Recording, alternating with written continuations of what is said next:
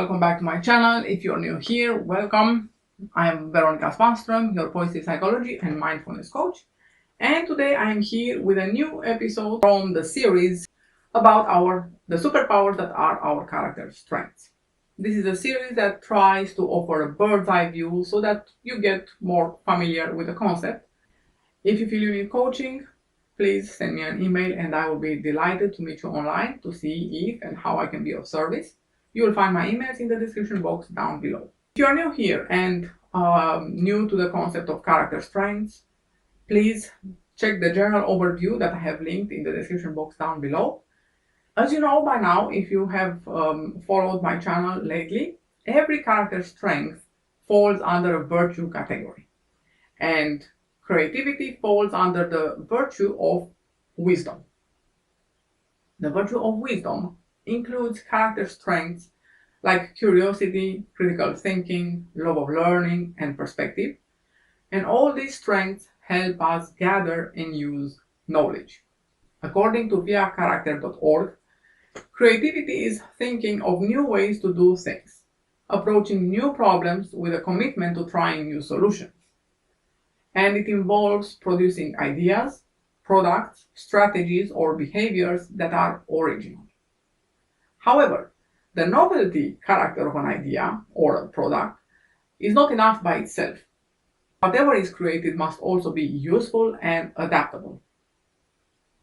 Ideas, products, or behaviors that are novel or unusual have to also make a positive contribution either to the inventor's life or to the community at large, to the life of others. Creativity can be enhanced by settings that are supportive, reinforcing, open, and informal, and can be impeded by time pressure, close supervision by others, like micromanaging, critical examination by yourself and others.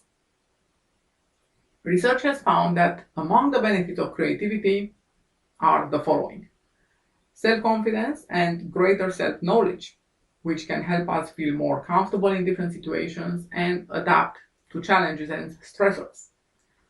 Creativity can make the person become a greater leader. And here is the case of a mundane creativity shown in everyday problem solving. This is from the handbook on character strengths and virtues by Martin Seligman and Christopher Peterson. At age 68, Elizabeth Layton was a retired homemaker and aging grandmother living out her final years in a small prairie town in Kansas. That is late in 1984. There was really nothing outstanding about her except for one fact: she frequently suffered profound depression. Indeed, for more than 3 decades she had undergone all kinds of therapy, including drugs and electroshock. Nothing really helped, but she managed to persevere. And then disaster struck. Her youngest son died after a prolonged illness, plunging her into the darkest despair ever. On several occasions, she contemplated suicide as the only exit from her seemingly insurmountable depression. Yet, following up her sister's wise suggestion, she enrolled in a drawing class. Elizabeth's art teacher recognized her elderly student's talent even before the course was completed. Elizabeth just loved to draw and draw and draw, creating one sketch after another with great facility and expressiveness. Besides allowing her to release pent-up feelings and beliefs about death, sadness, AIDS, racism, nuclear war, American commercialism, and other personal and social issues, painting gave Elizabeth something to look forward to each day. She found her mission in life. Her works began to be displayed in art museums and galleries, first locally and then in a traveling exhibit that toured the nation. By the time she died in 1993, she had produced nearly 1,000 drawings that made a deep impression on admirers all over the United States. To be sure, Elizabeth will not go down in history as a Michelangelo or Picasso, yet that was never her intention, nor do her artistic accomplishments matter most from the standpoint of a positive psychology of character. The significant fact is that creativity allowed her to live out her final 15 years with a joy and a sense of purpose that she had been denied all the previous decades of her life. Moreover, while pursuing her vision, she managed to bring happiness and meaning to others. Elizabeth Leighton's long life and brief career thus amply illustrate creativity's potential as a constructive human capacity. Hoping that this gave you a really good insight into the transformational power of creativity, here are some questions that any of us can ask ourselves about this strength of ours if we feel we want to enhance it somehow. What encourages my creativity? What holds me back from expressing my creativity?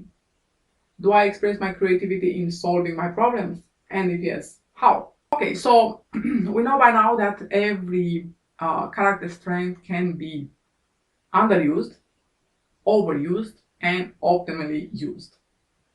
First, let's analyze how it can be underused and overused. Creativity is underused when we are conforming, plain, and dull. It's overused when we are eccentric, odd, and scattered. And here is the interview with Jim, a young marketing executive of 22 years old, who offers his story on the overuse of creativity. This is from The Power of Your Character Strengths, Appreciate and Ignite Your Positive Personality by Ryan Nemick and Robert McGrath. When I went to college, I was free to pursue whatever I wanted for the very first time in my life. I was learning and seeing all these new ways to do things. I had the freedom to create. There were many options, so many possible outlets for all my ideas. I started lots of projects because I felt there were many things to experiment with. I got so engrossed in following up on my new ideas, I stopped going to classes that felt boring to me. Things did not turn out very well academically for me. In the end, I was disappointed with how I'd done in college. I think my teachers ended up thinking of me as a kind of flake, so I wasn't able to rely on them for recommendations for jobs. I knew I could have done much better. I had been excited by all the projects I was taking on at the time, imagining all sorts of potential with each one. But there were so many that I didn't make the time to see any of them through in a thorough way.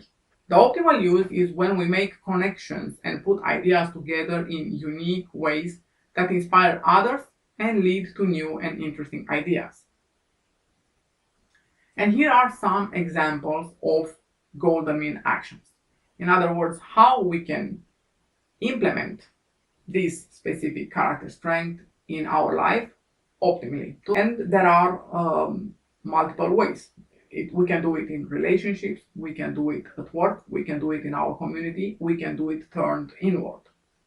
And I will give just one or two examples according to the same book, The Power of Character Strength, that I just read the interview from. At work, we can align our task with our strengths. We can play to our strengths to work smarter and not harder. Maybe we need to start saying no to some meetings that have little to do with our core strengths. In the end, every no to a distraction will be a yes to more productivity. Within our community, we can make a drawing or a painting or a scrapbook and share it with the other members. In relationships, we can think of a past family event or an intimate relationship in which creativity was used for the benefit of everyone involved. So this is it for today. I hope it was of real use to you. If you want to find your character strengths, you have the link in the description box down below. Thank you for watching, and if you like my content, don't forget to like, share, and subscribe. And see you in the next episode. Bye bye.